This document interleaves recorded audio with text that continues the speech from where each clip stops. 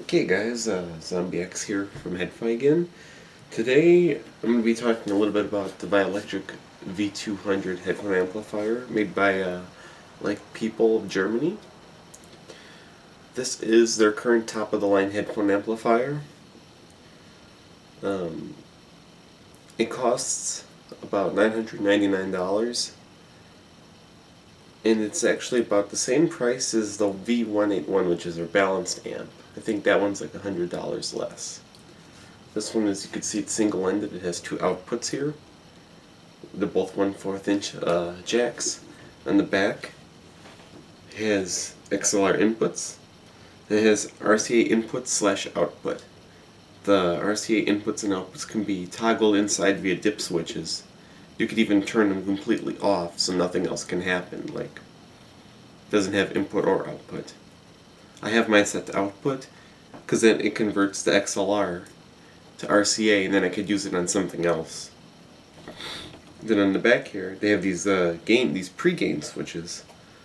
All that is that you just toggle these and it just increases the gain of the amp, which is pretty good if you have a headphone that's a little bit harder to drive and you want to get a little bit better volume on there. You can just toggle it up.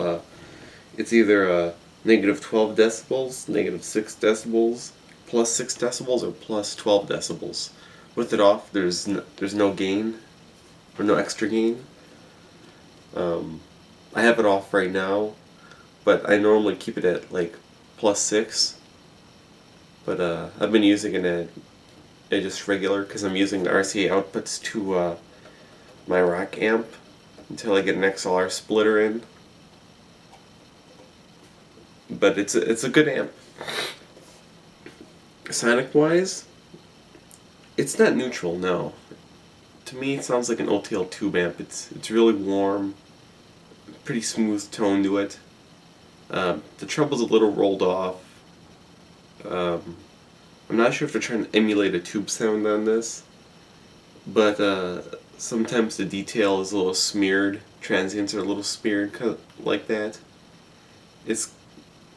That's what reminds me of a tube amp. It has the warmth and that slurred sound, I guess you can say. It's not slurred, but it's not like crisp transients. They're kind of, I don't know, muddied, I guess you could say, without, yeah. But the bass, it has a bit more bass. So if you have like an AKG K702, which I know a lot of people try and pair them with a warm or slightly bass heavier amp, this would actually work really good. I've tried it with a K702, and it really does tame the treble. It fills in the mids a bit, and it does give it more bass. But the more bass, it's not a lot more. It's maybe like 1 decibel more of bass, so it's not that much more emphasis on there. What's good about this amp is that it's optimized for different impedance loads. The highest power output is 2.7 watts, and that's in the 50 ohms. So you can use all your Hi-Fi Men or the Hi-Fi Men planner headphones or the Auto-Z headphones on here. It should power them good. The HE6, I think it's called. I don't know how that will perform in here. I've never tried it on this. But this does really good with like really low ohm headphones. The output impedance is like well under, it's like 0.1 ohm, I think it is. Maybe even lower than that. So it's really low, so it has a really high damping factor. So that's really good for getting control over the drivers. The damping factor on here is like 800. And that's actually pretty high. It gives the most control over the drivers. I've used this on all my headphones. I think it sounds best with the K400 and the K501 that I have right now.